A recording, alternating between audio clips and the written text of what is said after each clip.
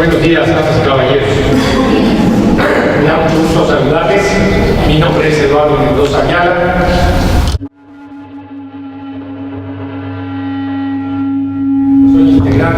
Soy integrante de la mesa directiva de la Fundación Vidas Activas. Me da mucho gusto saludarles, agradecerles su presencia esta mañana, madrugada, sé que madrugada, y bueno, pues vamos a dar inicio sin más a la primera exposición. Hoy tenemos una exposición, como siempre, de primer nivel, y me corresponde presentar a la licenciada en Trabajo Social, a Magnolia Cartero Moedano. Ella es gerontóloga certificada, cuenta con más de 20 años de experiencia profesional, ella es instructora en el INAPAM, es realmente como una mujer muy dedicada a su profesión, un dechado de virtudes. Y ella nos va a ilustrar esta mañana con las 3 conferencias que tenemos el día de hoy. Ella las va a proporcionar. Antes de que ella inicie, y queremos agradecerle, quiero decirles que les hemos proporcionado un folder donde está su formato de registro y una información también relacionada con la participación ya activa de ustedes dentro de la propia organización. Así que tomen nota, tómenla en cuenta, analícenla y por favor vayan entregándonos debidamente llenado el receso, si ustedes gustan, estos documentos para que podamos ir integrando más, fortaleciendo mucho más a la familia de Vidas Activas. Quiero destacar la presencia de Hugo Valdés, el fundador Hugo Valdés, que es nuestro presidente de la Fundación Vidas Activas en adultos mayores, y a quien le voy a pedir nos haga un breve mensaje de bienvenida y introduzca de inmediato a Magnolia para su disertación. Son ustedes muy amables, a nombre de la organización, sean ustedes bienvenidos. Cualquier cosa, estamos a sus órdenes para ayudarles. Muy amables.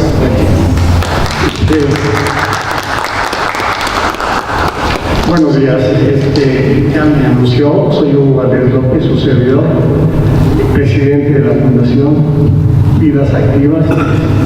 Le he puesto Vidas Activas porque yo soy muy activo en adultos mayores, porque ya también soy un adulto mayor, sí, ya tengo 75 años. Quiero darles pues las gracias por su presencia. Lamentablemente pues no ha habido quórum en estos días, nos hemos comprometido, hemos trabajado ya mucho para que yo esperaba que en este evento ya hubiera más personas, pero parece ser que no. Pero en fin, seguiremos trabajando.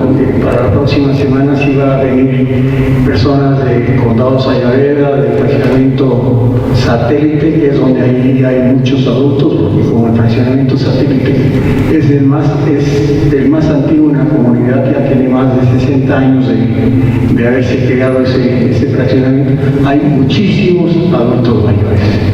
Y todo esto pues ha sido una labor, nada más que pues es muy lento. Repartimos nosotros 2,000 invitaciones y vemos aquí cuántos somos, ¿no? Pero bueno, en obvio de tiempo, yo les agradezco su presencia y ojalá puedan invitar a ustedes a más amigos, vecinos, familiares, para que seamos un grupo más, porque lo que buscamos principalmente es elevar la calidad de vida de todos los adultos mayores. No la cantidad, porque solamente Dios nos dice cuándo, ¿verdad? Pero sí la calidad, que vivamos con calidad. Sí, muchas gracias. Ahorita ya le paso, le cedo la palabra aquí a nuestra buena amiga profesional. Ok, bueno, buenos días.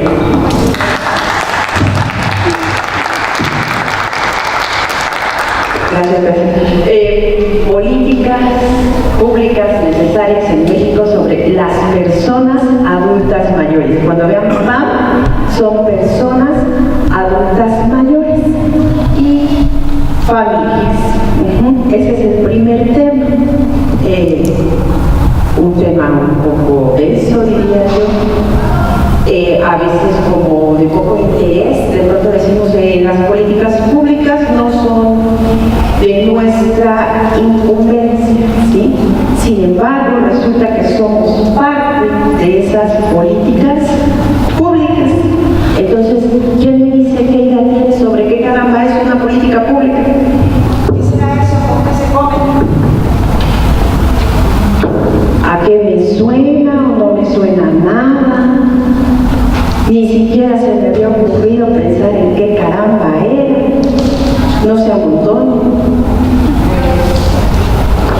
Bueno, yo pienso políticas públicas como todas aquellas políticas que se establezcan para atender o darle un medio ambiente más adecuado a las personas mayores. Todos estos digamos, tanto leyes, o bueno, no leyes, sino pues reglas, reglamentos, todo lo que pueda ayudar a que la gente mayor pueda vivir, digamos, cómodamente, tener las ventajas de acuerdo a la edad, de que a veces no podemos mover igual que antes, y que nos faciliten la vida en la sociedad. Ok, gracias. Sí, tiene que ver. ¿Qué más será? ¿Alguien más? No se amontonen. Bueno, la protección también del adulto mayor, porque muchas veces son relegados dentro de la familia, son despojados de sus bienes, de sus propiedades, son maltratados inclusive. Entonces yo creo que también todos esos reglamentos para que el adulto mayor pueda vivir de estas garantías que le den de bienestar. Ok, gracias.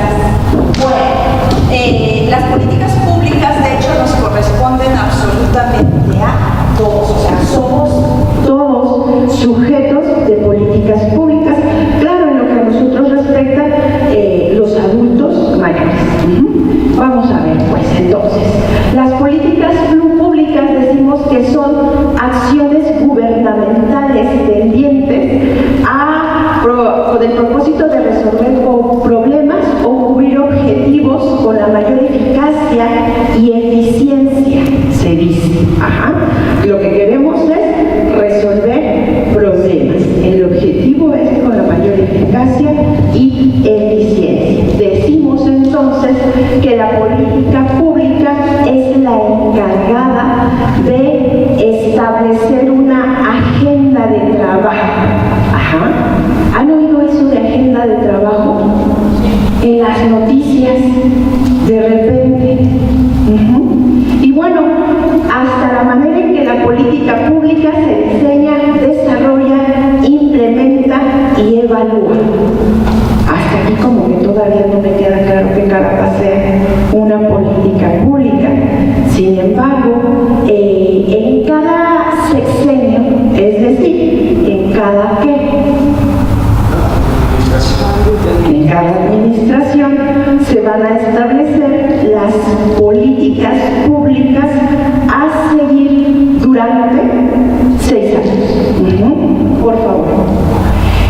Entonces decimos que constitucionalmente hablando es gobernar por planes. Y entonces es en donde hacen su aparición los famosos planes nacionales de desarrollo. Y hace rato decíamos que había una investigación, un diseño, una implementación y una evaluación. Fíjense que es hasta el 2000 con Fox, y no porque sea Fox, sino que porque pues así pasó. Antes los planes nacionales de desarrollo eran como a la voluntad política del gobernante, de quien llegaba al poder. Es con él en donde se establece una, digamos, coyuntura en relación a una nueva manera de hacer política pública, porque es el primero que habla sobre la necesidad de un diagnóstico. ¿Esto a qué me lleva?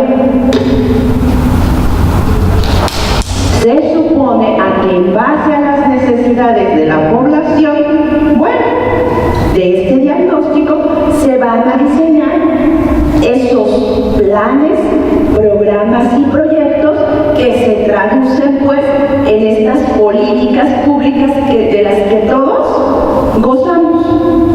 Pero insisto, es coyuntural, no es porque haya sido el partido, no es porque haya sido él, sino que las tendencias mundiales a esto nos llevan. Lo hace Felipe Calderón, lo hace también el actual presidente, Enrique Peña Nieto. Y decimos que puede entenderse y diseñarse el plan como un conjunto integrado y coherente de políticas públicas específicas, sectoriales, así como las políticas públicas han de ser entendidas como el conjunto integrado y coherente de programas y proyectos particulares. Esto nos suena más, los programas y los proyectos, que es lo que llega a la población en general. ¿Sí? ¿Queda claro? Si los hago bolas, o si no me entienden, levanten la mano, yo los hago más bolas, no se preocupen, por favor. Y bueno, ahí están los diferentes sectores de la administración pública e instituciones reciben líneas para seguir los objetivos establecidos en cada plan, para lo cual adaptan y desarrollan sus programas institucionales. ¡Ay, mala noticia! Es muy importante, de verdad, importantísimo, que nos fijemos en las plataformas electorales de nuestros futuros gobernantes, de por sí, de todos esos fabulosos documentos que registran como plataforma electoral, poco en realidad van a ser. Ahora, si dentro de esta plataforma electoral resulta que ni siquiera aparecemos como grupo de población, pues estoy frita, ¿no? ¿Sí? Acá se traduce desafortunadamente todo esto tan lindo que decimos en las famosas voluntades políticas, porque de repente sí, hay quienes llegan al poder y bueno, a lo mejor somos objeto de su interés o sujetos de su interés, pero si ni siquiera le ha pasado por la cabeza que existimos, ¿qué sucederá?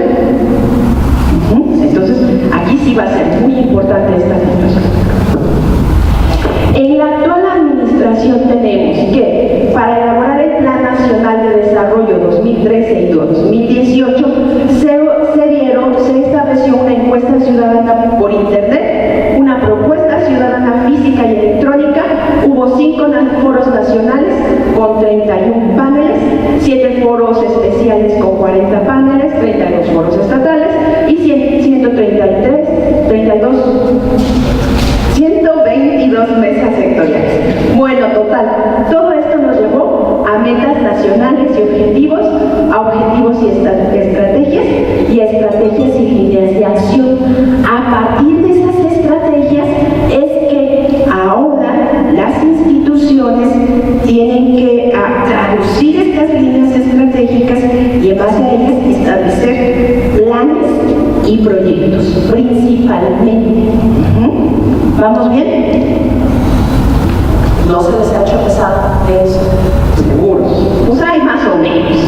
Bueno, a ver si no tanto.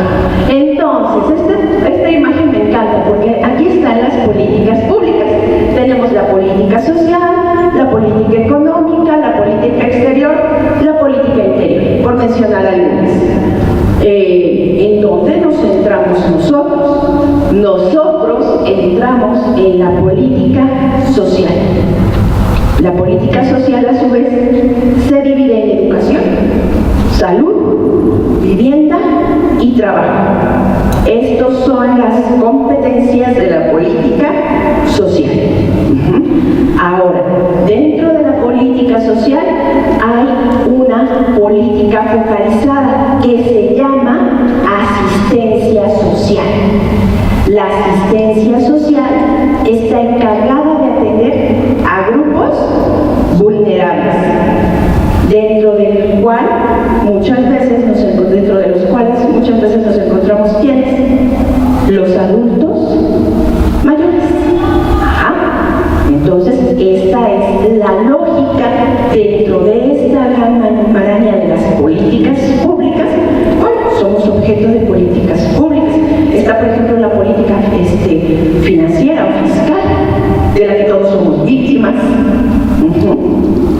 Bueno, o victimarios, no sé. Ok, por favor, sí, la siguiente. La política social, decimos que va a ser el conjunto de normas institucionales y programas que el Estado utiliza para garantizar el bienestar de la población. Existe la política social, por lo tanto, para garantizar nuestro bienestar de la población en general, porque por ejemplo en educación, pues ahí están los niños, ¿no?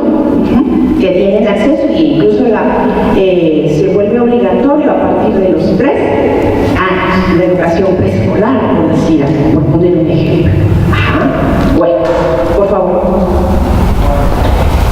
¿Cuáles serán los objetivos de la política social entonces? ¿Para qué sirve? Y bueno, con esta imagen, que a mí me gusta mucho, por eso está ahí, ¿cuál será el objetivo de la política social? Bienestar, gracias, ¿para qué más? Cubrir necesidades. Cubrir necesidades, ¿qué más? Cubrir necesidades según las necesidades echadas. Sí, por supuesto, gracias, sí. Y bueno, yo ponía esta imagen porque sí, de pronto la política social parece que nos va abriendo el camino, en el sentido de la educación, por ejemplo. El acceder a una educación pública finalmente le abre el camino a las nuevas generaciones, por poner un ejemplo. El acceso a la salud con todos los bemoles que le podamos ver, pues también, como que nos va quitando un poco de obstáculos en ese sentido. ¿Cuáles van a ser esos objetivos? Combatir la injusticia y el sufrimiento humano. A ver, antes, no crean que la política social está ahí por la buena voluntad de nuestros gobernantes, porque son bien buena onda y han sido bien buena onda desde toda la vida. No, han sido una exigencia del pueblo y de los pueblos desde hace muchos años, y por eso existe la política social. Por eso dice acá, para combatir injusticias y sufrimiento humano. Promover la igualdad y la construcción de ciudadanía social. Garantizar la seguridad de las personas. ¿Se acuerdan? ¿Han estado en foros, en alguna conferencia, en alguna charla, algo que tenga que ver con derechos humanos? ¿Quién está encargado de garantizar el ejercicio de nuestros derechos humanos? ¿O quién vulnera nuestros derechos humanos? Ella los salvaguarda, pero ¿quién vulnera mis derechos humanos? ¿Quién está encargado de velar por mis derechos humanos? El Estado, a través de sus instituciones, a través de los servidores públicos.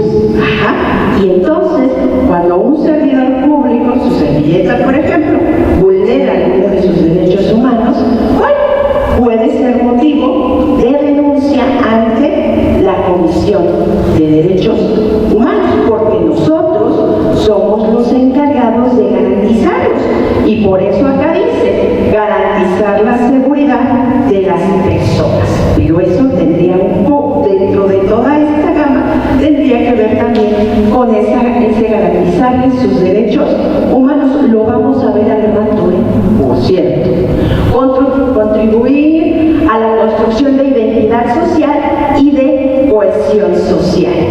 ¿Por qué? Pues porque si no nos estaríamos peleando duro y con todo, unos con otros, en función de los que menos y los que más tienen. Estas también garantizan cierta paz social.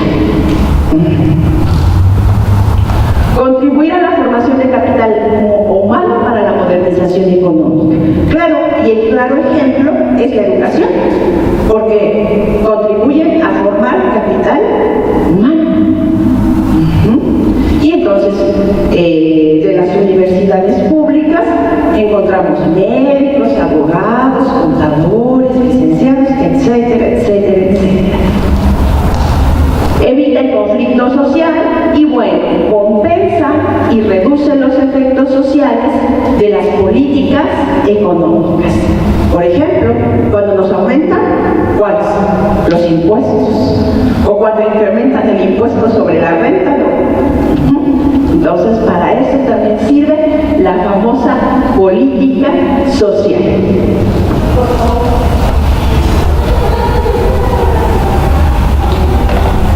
No obstante, la política social no ha respondido del todo para garantizar pues este bienestar de la población, porque la realidad es que estamos muy lejos de pronto de tener ese bienestar. Y decimos, bueno, ¿qué ha pasado en México? Desde 1985, con la apertura del mercado externo, México adopta el famoso modelo neoliberal hasta hoy vigente. El impulso de las exportaciones a la inversión extranjera no han logrado la reactivación del crecimiento económico que postula el modelo. Incluso hasta vemos a nuestros, bueno, no son nuestros vecinos, pero vemos Europa, con este modelo neoliberal, con todo y él, ha tenido fuertes crisis económicas. Ahora nosotros, simples mortales, en un país en vías apenas de desarrollo, claro que se han agudizado en ese sentido. Tampoco se han generado los empleos e ingresos necesarios para la población. Se han destruido encadenamientos productivos hacia el interior de la economía debido a las crecientes importaciones. Eso yo sé que lo saben. ¿Qué es eso? Que se han destruido encadenamientos productivos. ¿Qué será? Sí, háganse para acá. ¿A qué les suena?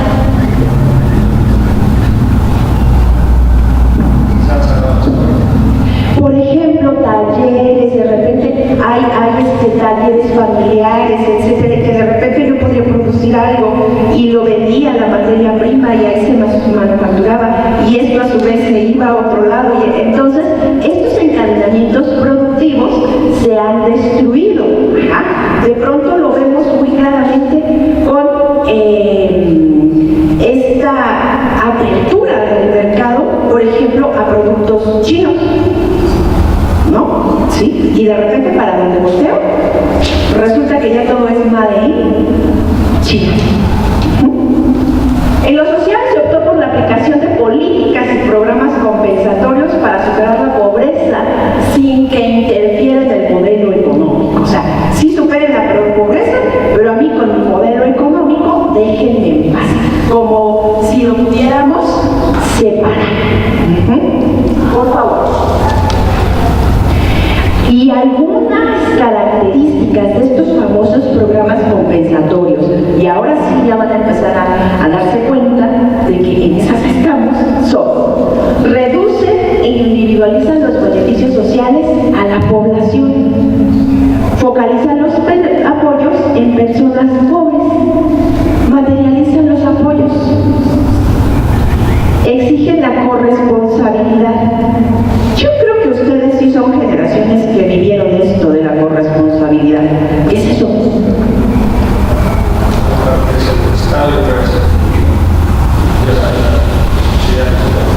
Exacto, pero ¿cómo nos fue cuando nos dijeron que bueno, sí te voy a apoyar con la beca para los hijos, pero tienes que venir y traerlos una vez al mes a la clínica y tienes que acudir a tantas charlas? De entrada protestamos, ¿no? O sea, porque de repente sí estábamos muy acostumbrados a un modelo asistencialista en donde nada más queríamos que nos dieran y para allá nada, cuando en realidad el ir a citas médicas, el acudir a charlas informativas normativas, el beneficio de todos modos es para mí. Y de pronto nos costó mucho trabajo el pasar de esto, dame, y yo no me responsabilizo de nada, a esta famosa corresponsabilidad. Y la otra es que hace temporales los apoyos. Te voy a apoyar, pero no siempre. Es mientras superas la crisis, aunque aún así a veces esto se tiende a perpetuar. ¿De acuerdo? ¿Vamos bien? ¿Preguntas? ¿Broncas? ¿Nada? Bueno. Ok, ¿qué sucede con la política social y las personas adultas mayores? Ya propiamente, después de hablar de que las políticas públicas, que son un montón, focalizarlo a la política social, ¿qué pasa con esta famosa política social y las personas adultas mayores? Bueno, para antes tendríamos que definir el concepto de vulnerabilidad. ¿Se acuerdan que decíamos que parte de la política social es cuál? ¿Política qué? Y se voy a ver mis apuntes y la voy a dejar.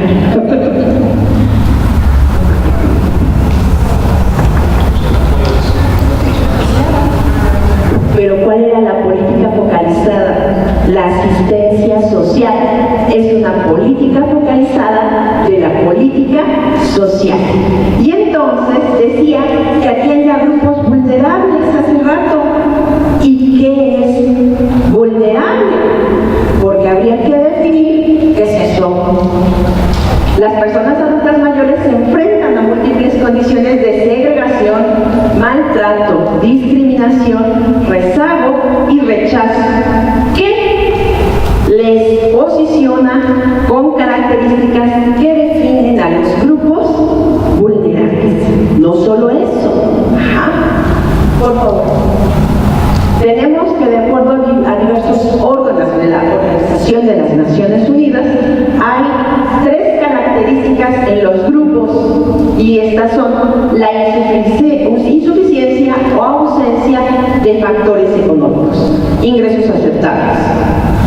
Desde ahí estamos fritos, porque resulta que varias cosas. Los que tuvimos una pensión o jubilación, que de pronto somos los menos, esta resulta insuficiente para cubrir nuestras necesidades. Habemos quienes trabajamos toda la vida, pero no tuvimos una pensión o una jubilación porque bien trabajamos en el mercado informal o no alcanzamos el número de semanas necesarios para acceder a esto, ¿sí? Y peor aún, las mujeres que trabajamos toda nuestra vida, pero que no formamos parte de esa seguridad social. Incluso hay quienes, sí, fui ama de casa y no hice nada más era ama de casa, bueno, pero también hay quienes lavando, planchando y haciendo quehaceres en otros lugares, también trabajaron y también sacaron adelante a sus familias, y que, insisto, nos ponen en esa situación. Poco o insuficiente dinero, y de pronto tenemos que depender de terceros, principalmente de quiénes, de los hijos. Está la insuficiencia o ausencia de factores económicos, factores sociales, el acceso a los servicios. ¿Por qué? ¿Por qué será esta insuficiencia de acceso a los servicios? A veces porque no me puedo desplazar, tan sencillo como eso, o porque desconozco que existen esos servicios. Y bueno, insuficiencia, ausencia de cuestiones en cuanto a lo político. La participación en la toma de decisiones más allá de los deberes cívicos, ¿sí? El informarnos, el construir ciudadanía, el participar, también va a ser muy importante. Sin embargo, de pronto nos inhibimos en cuanto a la participación porque también somos muy discriminados como grupo, ¿no? Los adultos mayores. sé si soy de pronto un grupo un tanto vulnerable. ¿Sí? Bueno,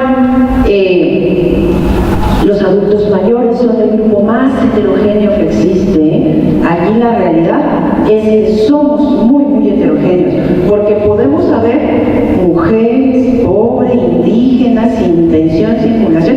También encontramos otros adultos mayores que tienen buenas pensiones, jubilaciones, están empoderados. O sea, que nuestras características pueden ser tan distintas entre unos y otros.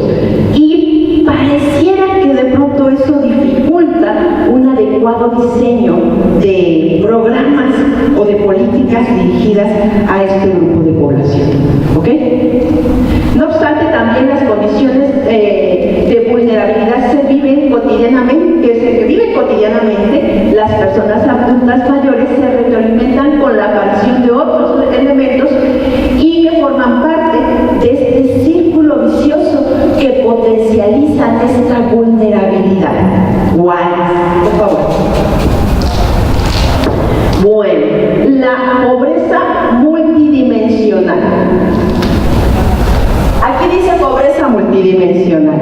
Ajá. ¿Y qué es la pobreza multidimensional?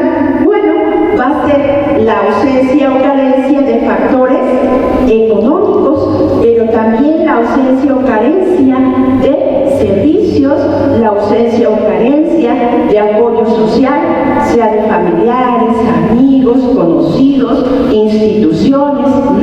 A eso le llamamos pobreza multidimensional. Ajá. También ser mujer, insisto, y además, si se acuerdan, por ahí existe una famosa feminización del envejecimiento, perdón. Ajá. Es decir, somos más mujeres que hombres. Ser mujer, sistema de protección social. De pronto sabemos quienes pertenecemos o tenemos algún sistema de protección social, pero también sabemos quiénes no lo tenemos. Dependencia de terceros de la mencionada protección social. De repente yo digo, bueno, yo sí tengo seguro, o yo sí tengo ISSSTE, de entre los principales, pero son terceros los gracias a quienes tenemos este sistema de seguridad social. Y la discriminación. En realidad la discriminación es muy fuerte, no solo hacia los adultos mayores, sino hacia cualquier otra característica que tenga que ver con cualquiera de nosotros. ¿Sí? Resulta que siempre nos están discriminando. ¿De acuerdo? Y entonces esto va a contribuir a esa famosa vulnerabilidad. Y bueno, aquí están, les presento un esquema que tiene que ver con los antecedentes a esta política social en nuestro México. ¿Qué sucede? Bueno, el país empieza a sufrir un envejecimiento acelerado y en 1979, o sea, ya hace algunos ayeres, se crea por decreto presidencial el entonces INSEE.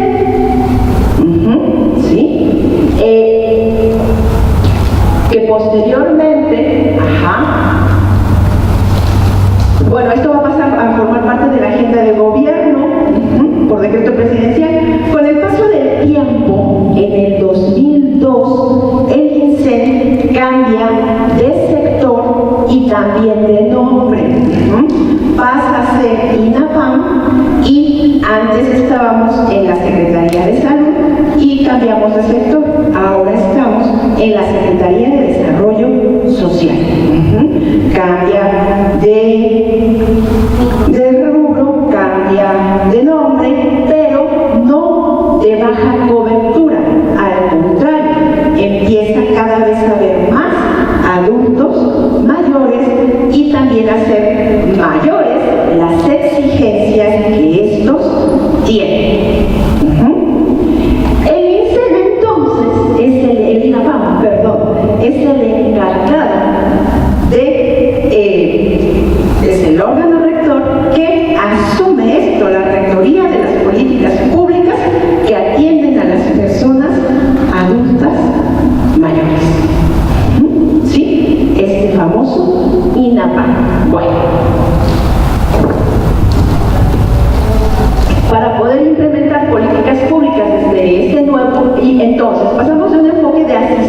los ancianos, en donde se asiste la pobreza, la integración social, a un enfoque de personas adultas mayores como sujetos de derecho.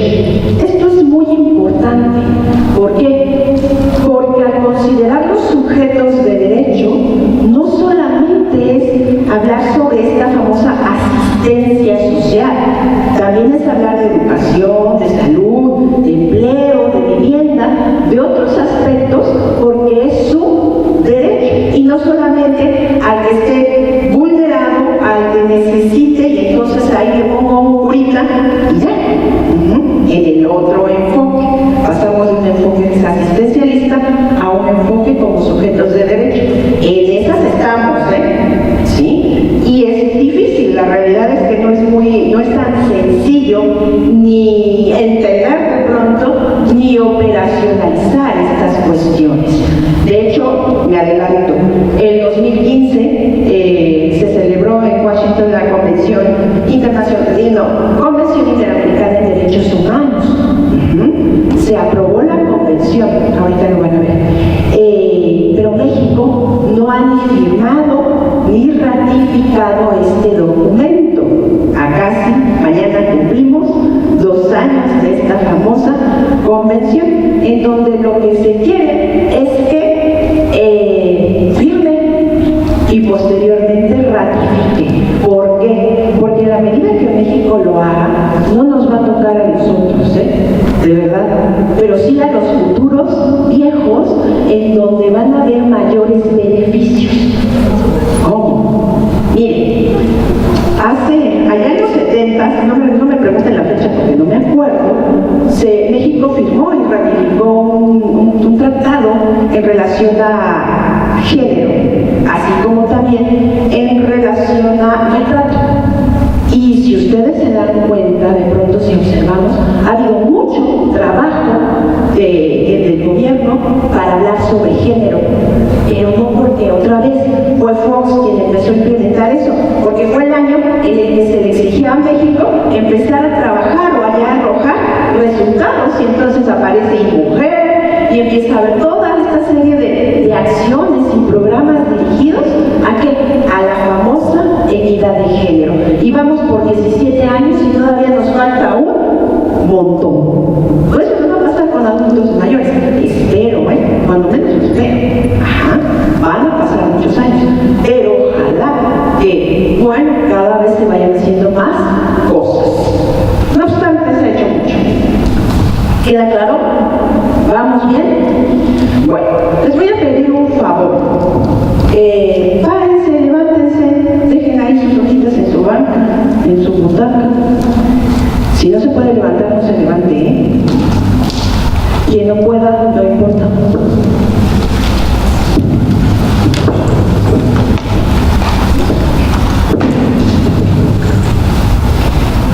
Pero sus cosas ahí déjenlas aventar. No, el bastón no, ahí se agarra. Pero el folder, la bolsa.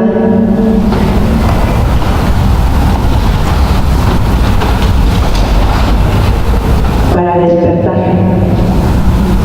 Sí, porque ya no se estoy durmiendo. Yo espero que este sea el más denso. De verdad, este es el más denso. Ok, les voy a pedir un favor. Estírense hacia arriba, estírense como si quisiéramos tocar el techo. Estírense. Estiramos acá, a un lado, a la derecha, hoy a la izquierda.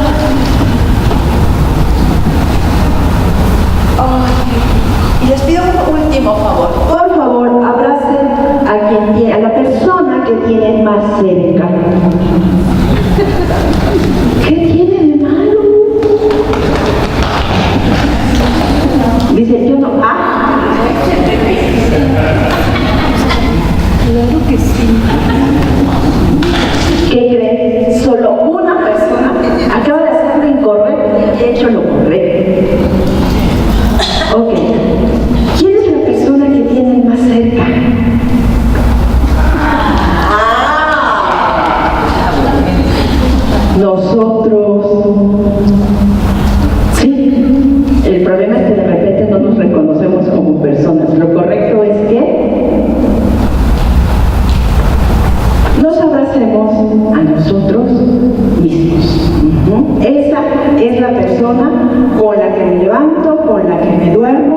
con la que estoy las 24 horas del día, los 365 días del año. Ok, gracias, siéntense.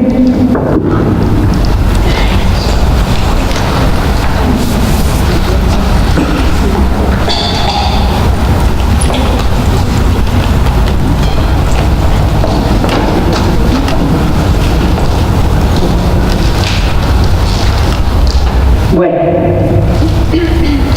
entonces, aquí tenemos que actualmente existe un cambio paradigmático que promueve la habilitación de personas mayores en una sociedad integrada desde el punto de vista de la edad.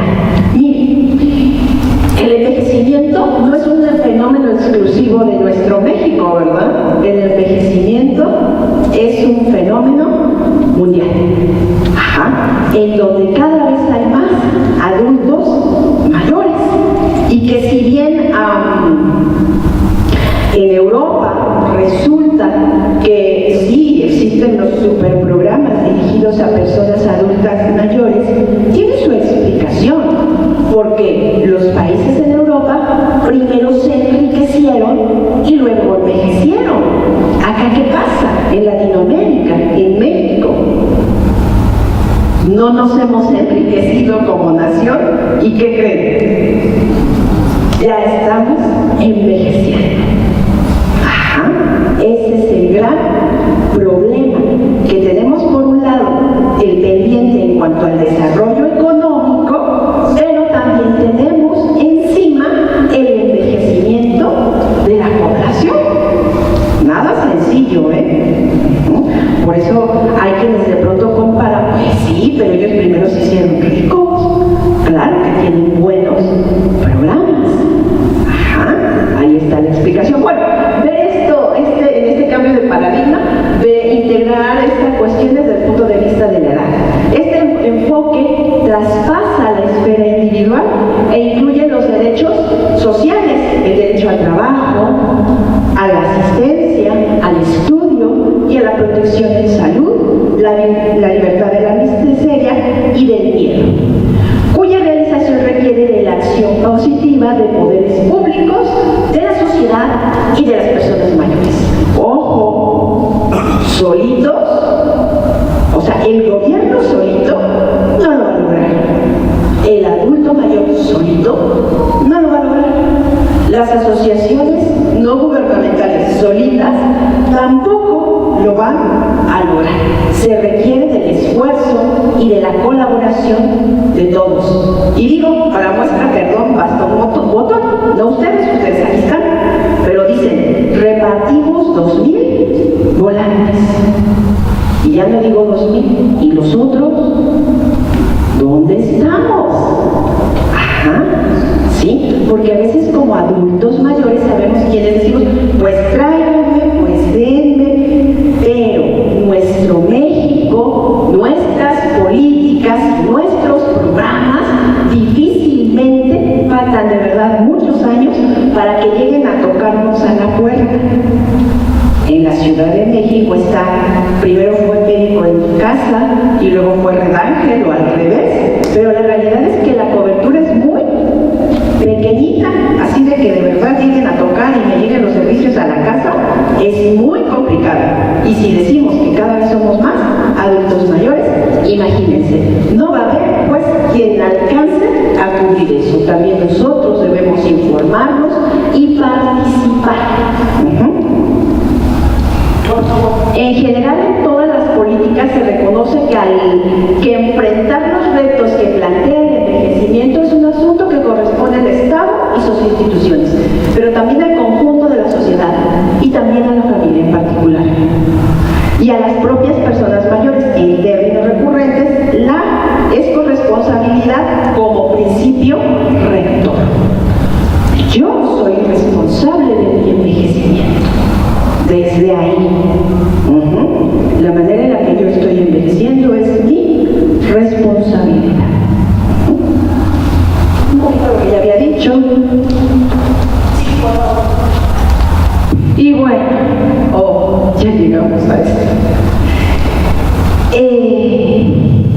No, ni la quiero leer. El panorama actual en México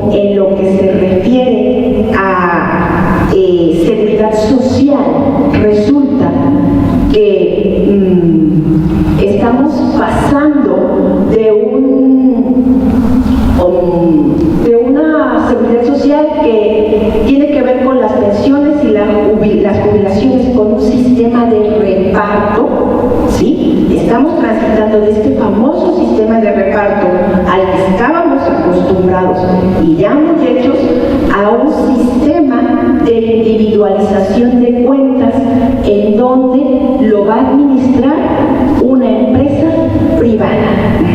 Ya de hecho se está viviendo y lo estamos sufriendo algunos, ¿no? Porque antes yo decía, bueno, gano tanto, cuando me jubile o me pensione hago mis cuentas y voy a ganar o voy a recibir tanto. Y ahora resulta que va a tener que ver con lo que haya sido capaz de ahorrar y una empresa financiera que lo va a estar administrando. Y de pronto ni siquiera me va a dar lo que yo quiero, me va a dar lo que ellos calculen. Peor aún, los cambios a las leyes, en donde ahora resulta que no me voy a jubilar en 8 años como yo pensaba. Todavía me quedan otros 14, más o menos más. Entonces sumen unos 20, como 18 años más, para que si me quiero jubilar y de repente resulta que nada más ando correteándola, pero nunca la alcanzo, en el caso de esto servilleta. Y de repente pues cuesta trabajo el considerar este tipo de situaciones. Aunque si lo pensamos de verdad con la cabeza fría y no con la emoción, es lógico. ¿Por qué? Porque como cada vez vamos a ser más adultos, mayores, y si bien en este momento le están apostando mucho al famoso bono demográfico, pues el bono demográfico se va a acabar. ¿Qué es ese bono demográfico? Los jóvenes que actualmente ya son productivos, pero ¿qué va a pasar con esos jóvenes? Que creen que también van a envejecer. Y el otro gran problema es el cambio en cuanto a que cada vez somos más adultos mayores y menos niños. Por favor. Y entonces, en última instancia, el individuo no puede hacer frente a sus necesidades cuando el adulto mayor no puede hacer frente a sus necesidades durante la vejez, es la familia quien debiera responder a estas necesidades. Aunque tristemente, pero la familia actual ya no es aquella con muchos hijos que se hacía cargo de los padres, ni tampoco la familia ampliada, organizada para garantizar las transferencias de recursos a sus miembros. La familia también ha cambiado y entonces encontramos estas familias nucleares, son más comunes, ¿sí? Y también encontramos las familias con un solo hijo, ¿sí? ¿Y ahí qué pasa?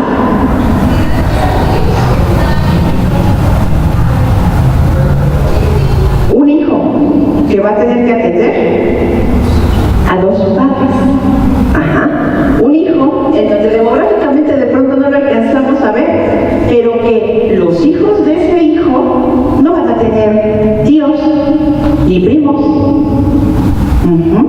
¿Sí? Y va a tener que llevar esa carga y de pronto en la pareja va a tener que atender a 4 adultos mayores. Con las nuevas condiciones de la sociedad, la política de protección social debe tener en cuenta un panorama definido por el incremento de la esperanza de vida, el descenso de la fecundidad y las consecuencias en la transformación del tamaño de la familia y la modificación de arreglos familiares. Esta famosa transición demográfica se llama, este aumento de las personas adultas mayores y la disminución de la tasa de natalidad le llamamos transición demográfica, y es algo que las políticas públicas debieran tener en cuenta. Las políticas de protección social deben incidir transversalmente en los peligros que representa la aparición de una enfermedad, la pérdida de empleo, el fallecimiento del cónyuge o jefe de familia y el retiro de la actividad económica, mientras que longitudinalmente, es decir, a lo largo de la vida del individuo, deben proponerse acciones para entender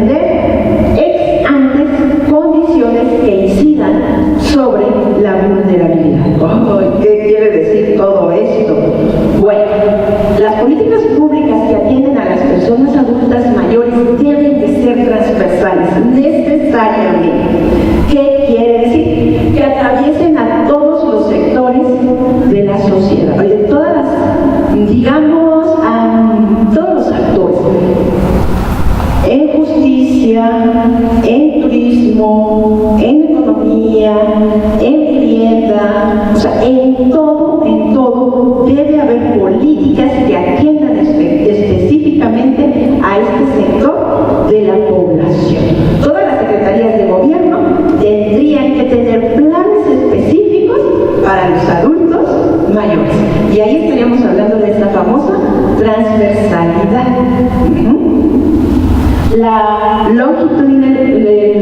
La cuestión longitudinal tiene que ver con el prepararnos para esta situación antes, pero caray, la realidad, ¿quién pensó que iba a envejecer? Somos raros. Queremos vivir muchos años. ¿Quién no quiere vivir muchos años? Pero no queremos pagar el precio, porque para vivir muchos años tengo que envejecer, necesariamente. Y muchos no lo consideramos. Y ahí habla de prepararnos para cuando envejezcamos. ¿Desde cuándo? Pues desde pequeños. Y eso sí debiera de ser acciones gubernamentales específicas. Ya en los libros de primaria, en los de texto, ya mencionan la vejez y las etapas del desarrollo humano. Sin embargo, es así como una embarradita. Es aún muy escueta la información que se tiene sobre estas situaciones. ¿Quién lo vio en la escuela? Yo no. Y pensé en la vejez hasta que entré a trabajar en INAPAM, en el entonces INSEE. Antes ni siquiera se me había ocurrido. ¿Cómo para qué? Bueno, esto entonces va a requerir una perspectiva individual en donde las condiciones implican la generación de ingresos y la racionalización del consumo. Es decir, que desde antes, ahí como decía longitudinalmente, pues nos pensemos en ahorrar, en ver qué otras alternativas más allá de la pensión o de la jubilación, ¿sí? Porque esto ya no es una opción. Y bueno, desde la perspectiva institucional está relacionado con la creación de empleos, la distribución de ingresos y la utilización del ahorro. ¿Sí? Ahí diría yo que una interesante, importante deuda para ustedes es esto, el que todavía nos falta mucho para que los adultos mayores puedan acceder a empleos en esa etapa de la vida. A pesar de que sí se trabaja con la famosa vinculación productiva y la Secretaría del Trabajo y se dan incentivos fiscales, etcétera, todavía hay mucho prejuicio en relación a estereotipo, discriminación en cuanto al emplear a adultos mayores. Esa sería una de las grandes deudas. ¿Ok? ¿Preguntas? ¿Dudas? ¿Broncas? Bueno. ¿Mande? ¿No? Es urgente la creación, decimos. Bueno, aquí considero que es urgente la creación de un programa intergeneracional que favorezca el derribar prejuicios y estereotipos hacia las personas adultas mayores y al mismo tiempo sensibiliza a los niños y jóvenes respecto al propio envejecimiento y la consecuente necesidad de atención a sus estilos de vida. Insisto, cuando en realidad nos demos cuenta de que vamos a envejecer, y esto no debería de ser cuando ya soy viejo. Muchos dicen, ¿por qué no me dieron esta plática o este curso o esto antes? Bueno, porque no había. Pero si desde los pequeños se empieza a hablar sobre el hecho de que si no me muero antes voy a envejecer y que mis estilos de vida van a incidir en ese envejecimiento y que también estas cuestiones que tienen que ver con la administración de recursos y el ahorro, pues tendré un mejor envejecimiento. En México no hay un programa intergeneracional. A ver, hay eventos intergeneracionales, pero un programa como tal aún no existe. En Latinoamérica se están haciendo pinitos. Uruguay tiene buenos programas intergeneracionales. Y bueno, la creación de mecanismos que compensen la labor de los cuidadores primarios de las personas adultas mayores. Yo nada más quisiera preguntar cuáles son sus apreciaciones en relación a las cifras de los adultos mayores en México. Sabemos que pues tenemos muchos niños, muchos jóvenes, pero no sé en qué cifras vayamos de adultos mayores, ¿verdad? Y también pues saber qué se ha hecho, qué se está haciendo y qué se debe hacer o qué se hará en relación a los adultos mayores según su apreciación. Se ha hecho mucho, desde mi humilde punto de vista, sí se ha trabajado mucho, sobre todo, ¿qué será? A partir de la Segunda Asamblea Mundial sobre el Envejecimiento en 2002, se han dado seguimientos, y dentro de estos, en América Latina, sí ha habido mayor atención por parte de las instituciones. Transversalmente, sí, ahora hay, al menos ya se está haciendo a este grupo visible. Antes éramos invisibles, ya turismo,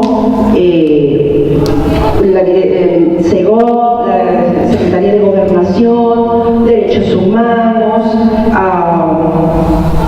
en cuanto a vivienda, prácticamente todos tienen ya algún programa, proyecto dirigido a los adultos mayores. El gran problema, diría yo, es el desconocimiento de esos programas. Falta mucho, todavía falta mucho, pero insisto, cada vez son un grupo más visible, más presente dentro de la administración pública federal. El gran bemol es de pronto cuando al adulto mayor se le, no sé si sea la palabra, pero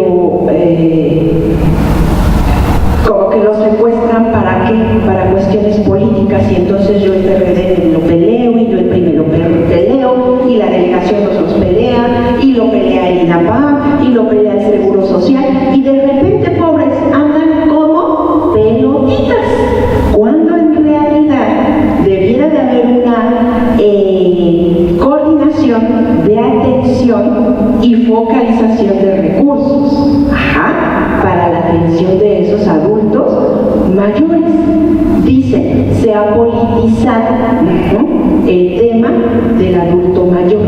¿Por qué? Pues porque cada vez hay más adultos mayores, y sobre todo cuando hay campañas es cuando más los visitan y les prometen, y bueno, duplicación de funciones, pero sí se han hecho mucho por el adulto mayor. Insisto, yo creo que es el desconocimiento en relación a lo que existe, y una adecuada coordinación es lo que nos falta.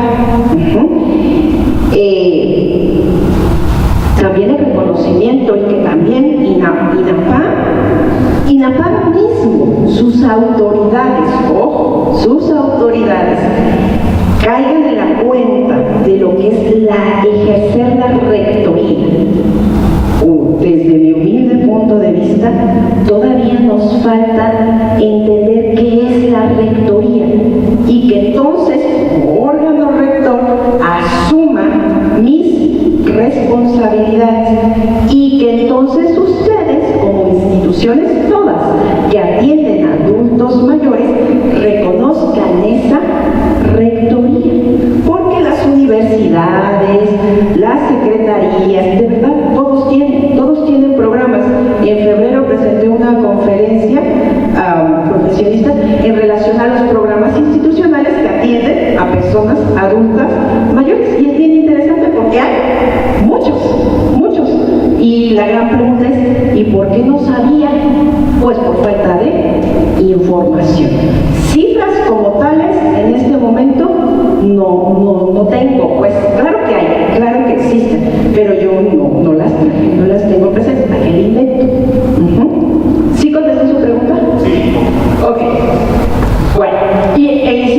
la creación de mecanismos que compensen la labor del cuidador primario de las personas adultas mayores.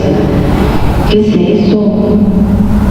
Miren, otra realidad es que cada vez más somos los adultos mayores que por diversas situaciones caemos en algún grado de dependencia. Podemos tener dependencia leve, moderada o severa. Y de acuerdo a esto se hace necesario que aparezca en escena el cuidador primario. ¿A quién le llamamos cuidador primario? Pues al familiar que atiende a ese adulto mayor, en donde principalmente por cuestiones de género, pues somos 5 hermanos y tu hermana te toca. A ver, ¿por qué te toca? Porque es mujer, porque las mujeres por naturaleza cuidamos, porque lo traemos en las venas. No, pero son cuestiones de género. ¿Sí? Y bueno, sí, hemos sido cuidadoras toda la vida. ¿Iba a decir algo? ¿No? Ok, entonces de pronto también, porque por un lado está la situación en la que el gobierno se descobija esta obligación de atención, eso sí, porque se les va descobijando. Y entonces le lanza la pelotita a la familia, allá háganse bolas. Y luego ahí en la familia, pues alguien tiene que hacerse cargo. Entonces, bueno, ahí digo que mecanismos que compensen esta labor, ¿cuál? No sé. Por su parte, el gobierno de la Ciudad de México está proponiendo una retribución económica a quienes demuestren ser cuidadores primarios. ¿Sí? ¿Por qué? Todavía no la prueban, porque muchas veces tengo que dejar de trabajar para atender a mi adulto mayor. Porque si no trabajo en el mercado formal, pues hago el trabajo en casa, soy solo ama de casa y también tengo que hacer a un lado de pronto esta actividad o saturarme de actividades y también hacer a un lado la atención de pareja y de hijos.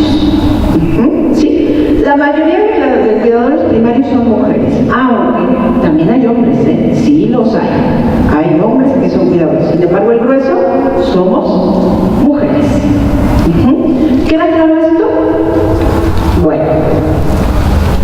Y bueno, ahí está lo que yo les decía, la firma y ratificación de la Convención Interamericana sobre la Protección de los Derechos Humanos de las Personas Mayores.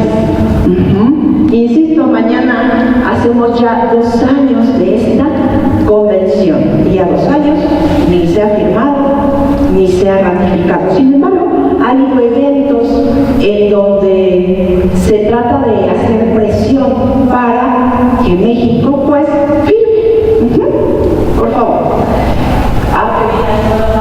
Los derechos humanos deben ser comprendidos como exigibles y deben estar al alcance y ser efectivos para su disfrute, no como una aspiración que puede o no ser otorgado, sino como una obligación que tiene el Estado. Por eso es importante, porque cuando efectivamente nos consideren sujetos de derechos, va a ser una obligación, no son dádivas, no son favores, es obligación del Estado. El enfoque de los derechos humanos se basa justamente en los compromisos adquiridos en el ámbito internacional y en su ámbito normativo federal y local, que a su vez tienen que guardar total concordancia y coherencia. Recordemos, en el 2002 también se crea o aparece la famosa Ley de los Derechos Humanos de las Personas Adultas Mayores. Esta ley tiene carácter federal. No obstante, en el Estado de México tenemos la Ley de los Derechos Humanos del Estado y esta ley apareció en 2008. La realidad es que no la revisé, pero aquí lo interesante es que deben de ser coherentes unas y otras y no contraponerse.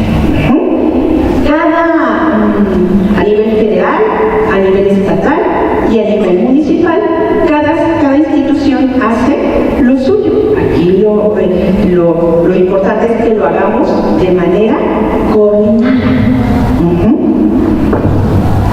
Por favor. Bueno, la siguiente, creo que con esto. Y entonces voy a terminar el tema bravo para tenemos que trabajar con la cooperación interinstitucional, la transversalidad en los 3 niveles de gobierno, ¿sí? Federal, municipal, transversalidad en el gobierno, el federalismo y todos los estados, la vinculación con el poder legislativo y judicial, la participación con otros actores interesados en el tema, como los institutos de investigación y las instituciones académicas y las organizaciones no gubernamentales de la sociedad civil, las instituciones privadas dedicadas a brindar atención a las personas adultas mayores, es decir, absolutamente todos. Debiéramos trabajar en coordinación y por un mismo objetivo. Y bueno, una política pública con enfoque de derechos debe asumir como encauzamiento transversal el diseño y ejecución, la evaluación y la atención de las situaciones concretas que afectan los derechos fundamentales de las personas. Este enfoque exige incluir diagnósticos situacionales, la información de base que sea necesaria a fin de destinar recursos orientados a disminuir las condiciones de vulnerabilidad de los sectores sobre los que se interviene. Hacer buenos diagnósticos situacionales también sería importante. ¿Se acuerdan que al principio decíamos que estos planes nacionales de los que surgen los programas y los proyectos tienen que partir de un diagnóstico? Y que este diagnóstico realmente responda a nuestras necesidades. Ojo con eso. Ok, ¿esto queda claro? ¿Preguntas? ¿Dudas? ¿Broncas?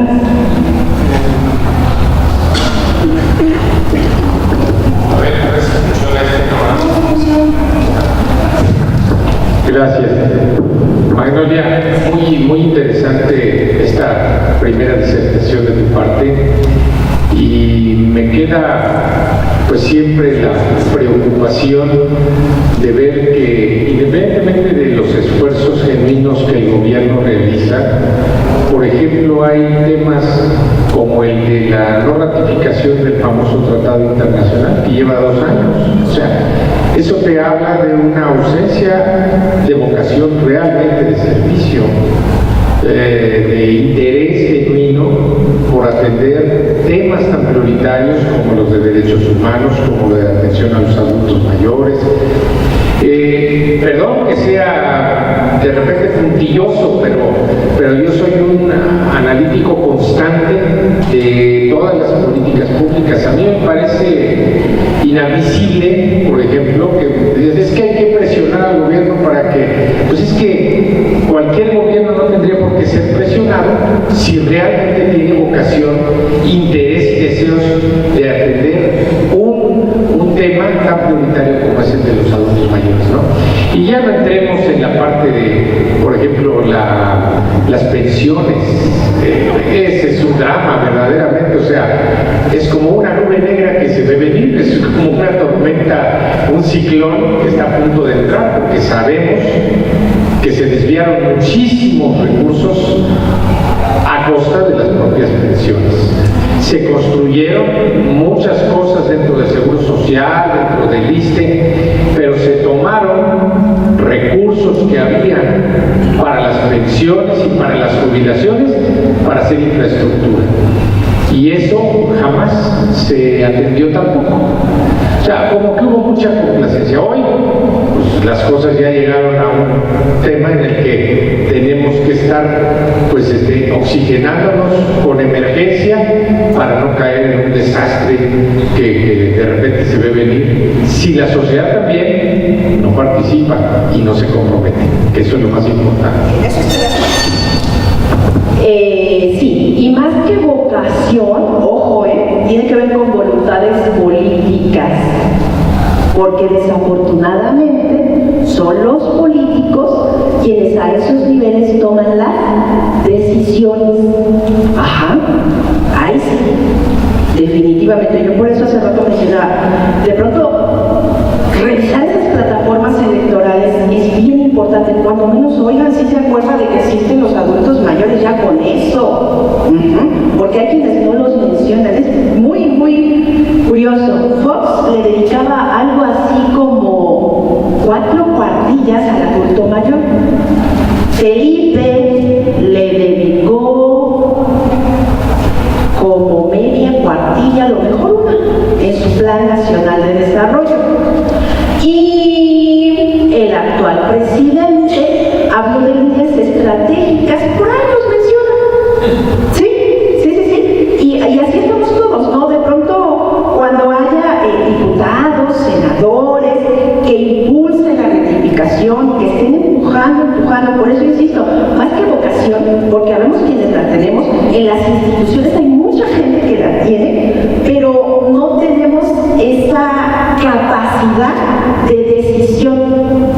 Eso tiene que ver, insisto, con voluntades políticas. Se trabaja, por ejemplo, en esta situación de la ley de los derechos humanos de las personas adultas mayores. Hubo cambios el año pasado, muy importantes y muy favorables para el adulto mayor, pero fue igual estar empujando para que se hicieran esas modificaciones, como que justificando, trabajando para que se lograra. Es ahí, es la voluntad política. Por lo tanto, fijémonos a quienes les damos ese poder.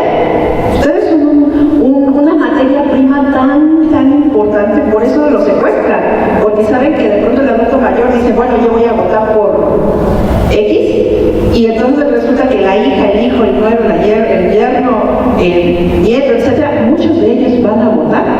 A eso le apuestan, Entonces vamos empoderándonos y vamos siendo más analíticos sobre esto, porque ellos son los que deciden al final de cuentas. No somos los que trabajamos para ellos, Los que operacionalizamos los programas no tenemos esa capacidad para tomar decisiones. ¿Esa es una de nuestras realidades? Sí, por supuesto. Por lo demás, estoy de acuerdo, totalmente de acuerdo. Hablan de la necesidad de hacer un cambio en las políticas fiscales. Imagínense, para esta situación en cuanto a pensiones y jubilaciones. ¿Ok? ¿Algo más? ¿No? Bueno. Iba yo a proponer, el programa está el programa está ligado a las siguientes participaciones, pero yo sugiero, si tomamos unos 5 o 10 minutos para que muevan los pies, para que tomen un cafecito y retomamos. ¿Les parece bien? Sí. Muy bien, pues adelante. Entonces, por favor, demos un aplauso muy fuerte.